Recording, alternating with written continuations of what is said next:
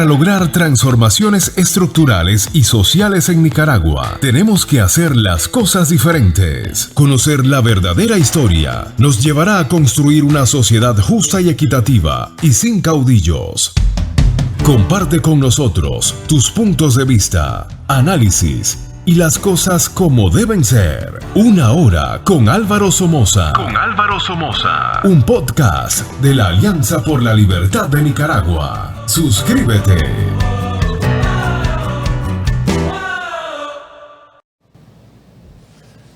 Buenas tardes, mis queridos amigos nicaragüenses. Bienvenidos al programa Una Hora con Álvaro Somoza en YouTube, donde aquí, por fuerza, siempre se va a relatar la verdad histórica, la verdad que nadie puede tergiversar. Ya los sandinistas hicieron suficiente daño, aquí estamos revirtiendo ese daño. Por favor, no se olviden de suscribirse al programa en YouTube Una Hora con Álvaro Somoza, porque es suma importancia que mucha gente se suscriba, porque los algoritmos de YouTube envían más programas para que mucha gente los vea. No cuesta un centavo, es totalmente secreto y nadie se puede dar cuenta que toma 5 segundos hacerlo. Entre más personas se suscriban, mejor estamos. Bien, este segmento se titula Ortega y su muro. Como supuesto revolucionario, se convirtió en lo que juraba combatir. Amigos, bienvenidos a nuestro canal. Hoy vamos a analizar uno de los episodios más recientes y más feos y perturbadores del régimen de Daniel Ortega y la Chayo Murillo en Nicaragua. El 20 de febrero de 2025, aproximadamente 50 familias del residencial El Carmen en Managua, simplemente por las pistolas de la dictadura, fueron desalojadas forzosamente de sus hogares. ¿Cuál es la razón? Bueno, hay varias opiniones en este respecto. Ortega quería ampliar el perímetro de seguridad alrededor de su búnker personal. En otras palabras, por culillo, como dicen en Nicaragua. Mucha gente ya se fue, otras tienen cosas empacadas en cajas esperando la orden de desalojo. Relató a la prensa un poblador que por razones obvias pidió permanecer anónimo. La zona está llena de policías con camiones de la alcaldía de Managua entrando y saliendo con las pertenencias de las familias. Esto que está pasando es doloroso, porque hay muchos que no tienen dónde irse a vivir.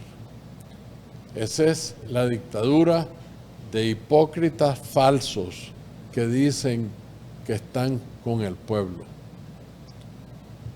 Lo que estamos presenciando no es un simple desalojo, es la materialización física de cómo el poder absoluto corrompe, absolutamente. Fíjense bien, el poder absoluto corrompe absolutamente. Es la historia de cómo los muros que Ortega construye no solo mantienen alejados a sus conciudadanos, sino que simbolizan la barrera entre sus promesas falsas de un gran revolucionario que jamás existió y la realidad dictatorial que hoy dirigen él y su mujer contra los nicaragüenses. Para entender la magnitud de esta ironía histórica, tenemos que retroceder a 1979, bajo la intensa presión del presidente Carter de los Estados Unidos, finalmente el presidente Anastasio Somoza Debayle se vio en la situación de tener que renunciar al cargo al que fue electo. Daniel Ortega regresaba a Nicaragua desde Costa Rica como comandante de la revolución y miembro de la Junta de Gobierno que asumiría el control del país. Sin embargo, quiero recordarle a los nicaragüenses que entró a Managua, como decimos en nuestra tierra, con una mano adelante y otra atrás. Ni el pañuelo era de él. Según relata el periodista Fabián Medina, MRS, para que lo sepan, en su libro El preso número 198, ese es el título del libro de Medina, un perfil de Daniel Ortega. El nuevo comandante se hospedó inicialmente en el Hotel Camino Real, pero aquí viene el primer acto de esta tragedia política. Ortega declaró sentirse incómodo en ese lugar, en ese hotel por el aeropuerto, porque lo consideraba un lugar para ricos. Fíjense bien, el hombre que hoy vive en un complejo fortificado y de lujo, como no tenés idea, rechazaba entonces la opulencia, al menos en su discurso público.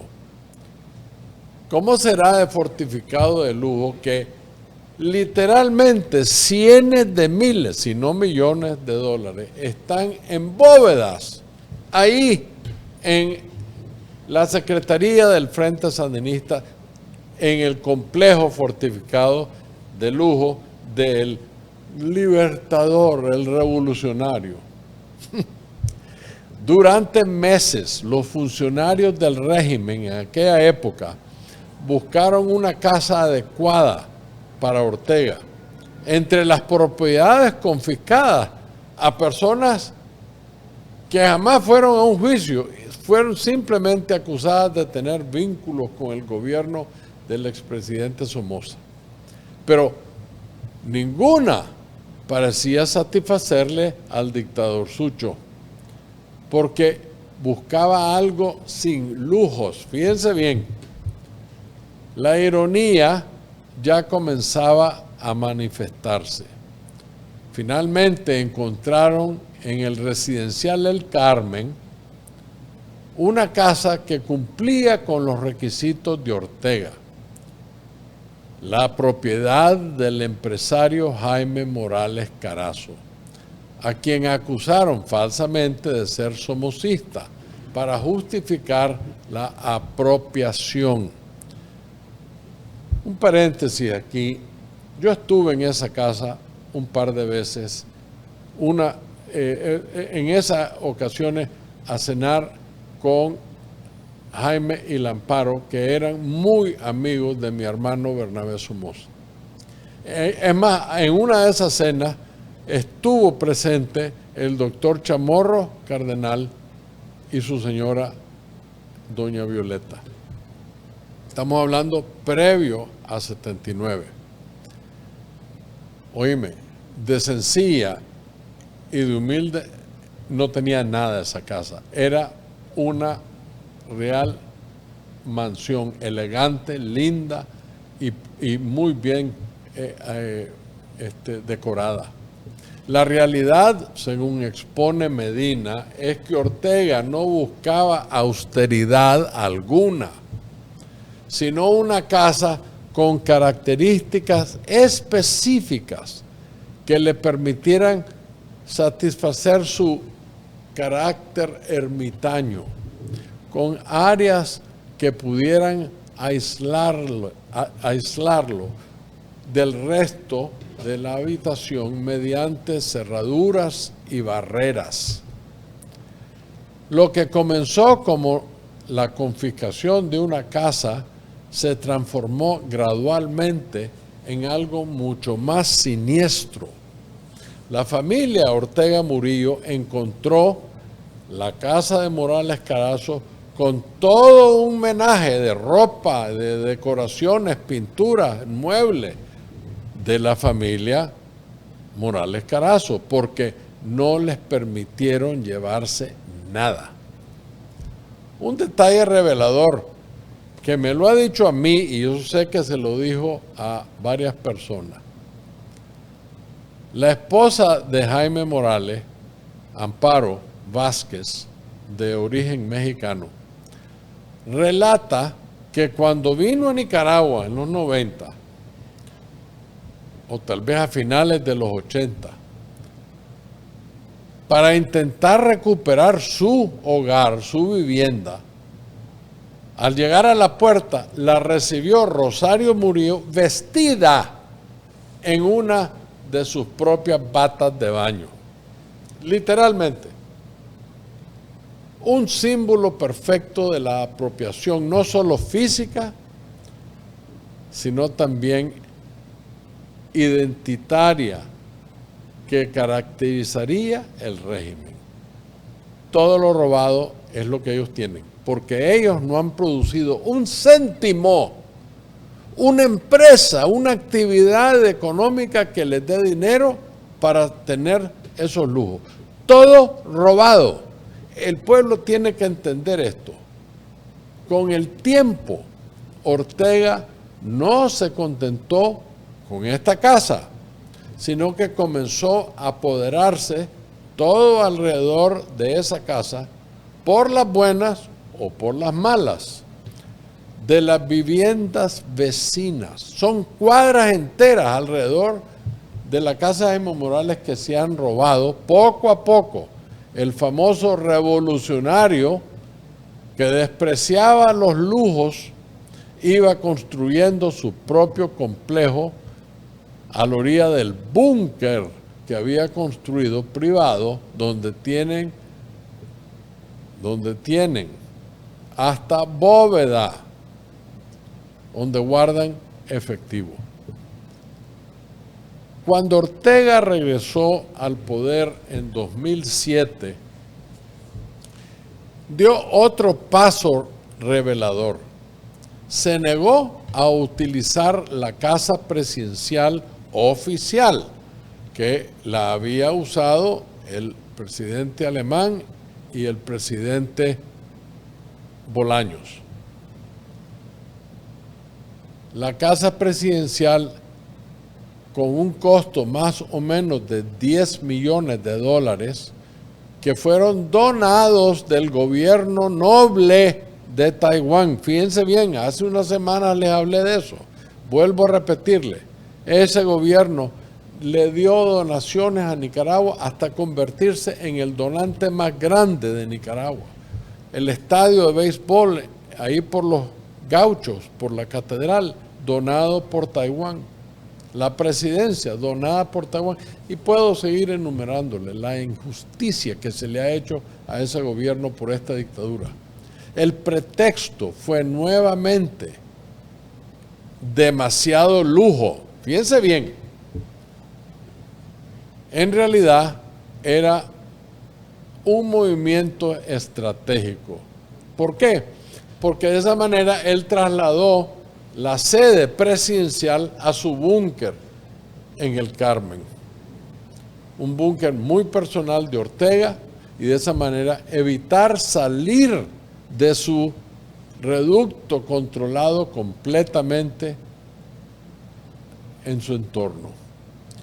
Este complejo se transformó no solo en su vivienda y la de sus hijos, sino en la casa presidencial de facto y la sede de la Secretaría del Partido Frente Sandinista. Todo está ahí. Hay otras instituciones ahí también. El revolucionario que luchaba contra los privilegios de las élites había construido su propio Estado dentro del Estado. Por supuesto, con todo robado. Ahí no hay nada producido por los Ortega. Hoy el búnker de Ortega es una fortaleza impresionante. Está rodeado de un muro de por lo menos 5 metros de altura y por lo menos 370 metros de largo, con torres de vigilancia como las encontrás en las cárceles, en los cuarteles, cámaras y puestos permanentes de la policía y el ejército con piedras canteras, alambre de ese serpentina. Es algo impresionante. Para alguien que dice ser el representante del pueblo, ni siquiera sale, y cuando sale da vergüenza.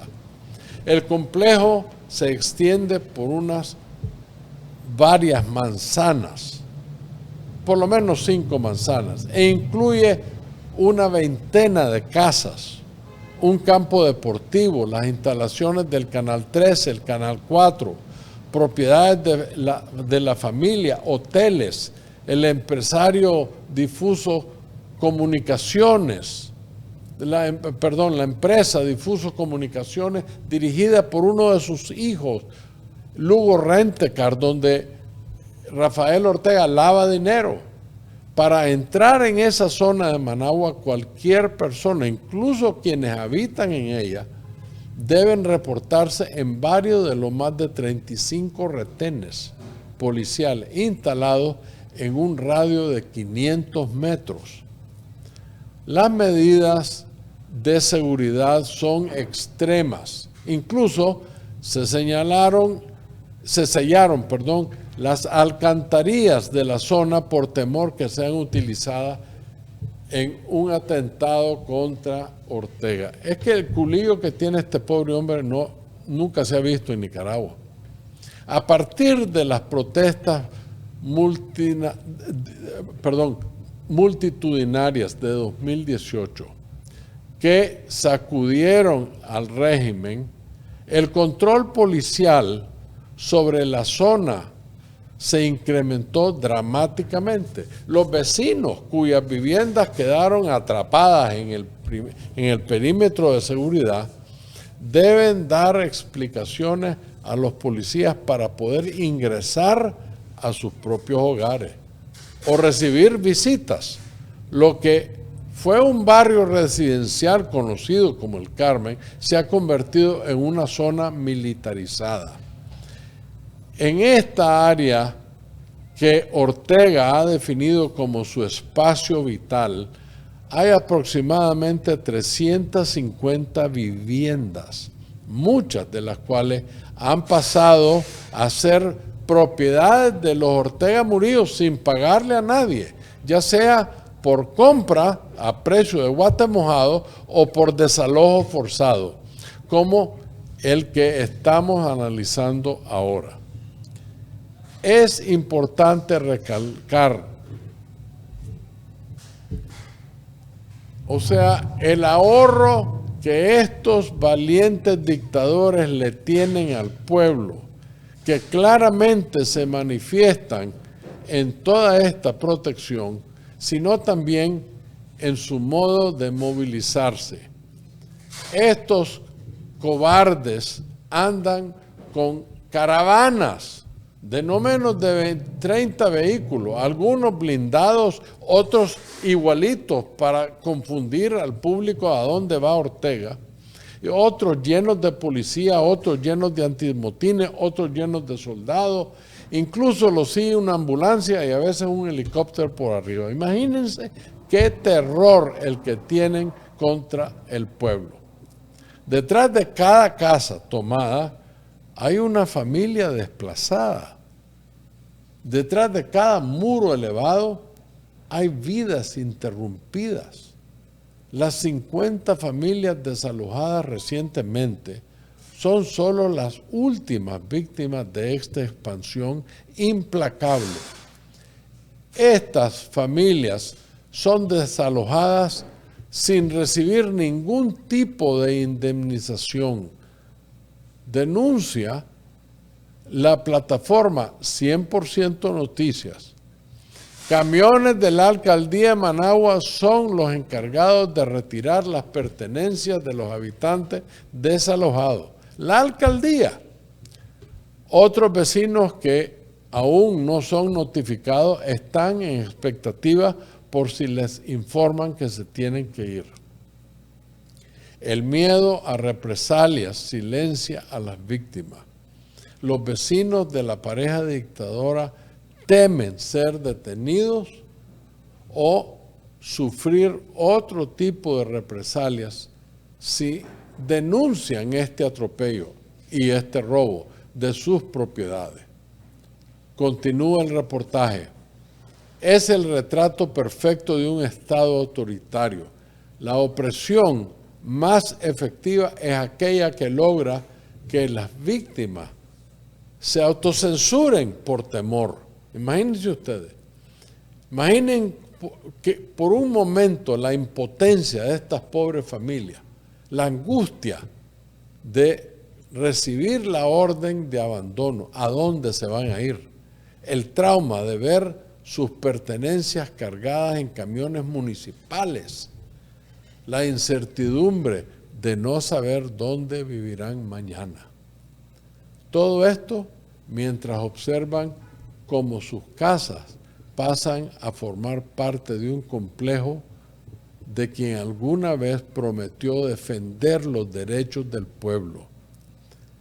Lo que estamos presenciando en el Carmen es un microcosmo de una evolución política de Daniel Ortega y la Chayo Murillo y del deterioro dramático de Nicaragua.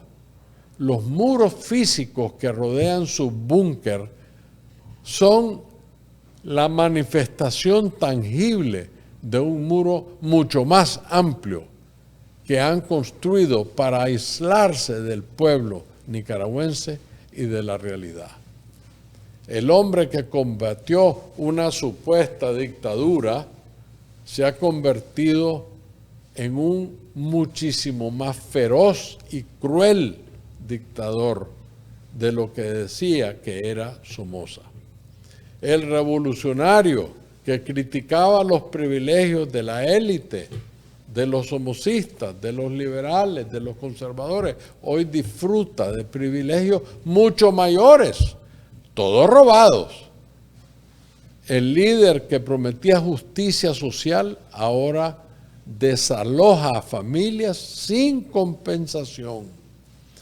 Hay algo profundamente simbólico en la manera en que Ortega ha transformado al Carmen. Los revolucionarios que llegan al poder suelen construir monumentos públicos, plazas abiertas, espacios comunitarios. Bueno, Ortega, en cambio, ha construido muros, puestos de control, torres de vigilancia, etcétera, etcétera. Su legado arquitectónico no es de apertura, sino que de cierre. La comunidad de aislamiento. La historia de Jaime Morales Carazo, el dueño original de la casa de Ortega, añade otra capa de ironía a esta historia.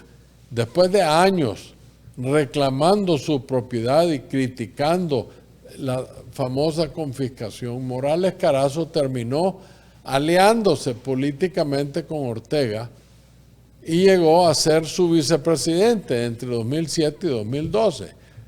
Según se sabe, Ortega finalmente le pagó por la casa y le pagaron muy bien. Jaime Morales Carazo se ha negado a revelar el monto. Y él dice, cuando a mí me preguntan cuánto me dieron, le digo, pregúntenle a Ortega. Nunca hubo confiscación formal, claro, que iba a decir después que le soltaron los billetes. Declaró Morales Carazo añadiendo que Daniel Ortega ha vivido en mi casa más que yo. Qué justificación, ¿ah? Esta trayectoria revela cómo el poder no solo corrompe a quien lo ejerce, sino que también puede cooptar a quienes alguna vez fueron sus víctimas. La política nicaragüense se ha convertido en un círculo donde los principios se negocian. por conveniencia o por dinero, y donde las viejas heridas se cierran no con justicia, sino con acuerdos entre élites. Los dictadores construyen muros no solo para mantener alejados a sus enemigos, sino también para ocultar sus propias contradicciones y mantener al pueblo largo de poderlas ver. Cada metro de altura añadido al perímetro del Carmen es un metro de distancia entre el Ortega revolucionario de 79 y el autócrata de 2025. Cada familia desalojada es un testimonio de cómo el poder absoluto ha distorsionado incluso ideales más nobles. Nicaragua se merece más que líderes que se atrincheren en fortalezas mientras el pueblo sufre. Los nicaragüenses merecen gobernantes que construyan puentes, no muros, que abran espacio, que no los cierren, que escuchen a los ciudadanos, no que los silencien. La historia del búnker de Ortega es la última instancia, la historia de un fracaso moral y política. Es el relato de cómo los revolucionarios pueden traicionar sus propios ideales y convertirse en aquello contra lo que lucharon. Es una advertencia para todos los movimientos que prometen libertad y justicia. El poder sin controles democráticos corrompe incluso las causas más justas. Hoy, mientras 50 familias buscan dónde vivir después de ser expulsadas de sus hogares, debemos recordar que los muros más altos eventualmente caen y cuando lo hacen, revelan la verdad de quienes se escondían detrás de ellos. Muchísimas gracias, muy buenas tardes y que Dios bendiga Nicaragua. Para lograr transformaciones estructurales y sociales en Nicaragua, tenemos que hacer las cosas diferentes. Conocer la verdadera historia nos llevará a construir una sociedad justa y equitativa y sin caudillos. Comparte con nosotros tus puntos de vista, análisis y las cosas como deben ser. Una hora con Álvaro Somoza. Un podcast de la Alianza por la Libertad de Nicaragua. Suscríbete.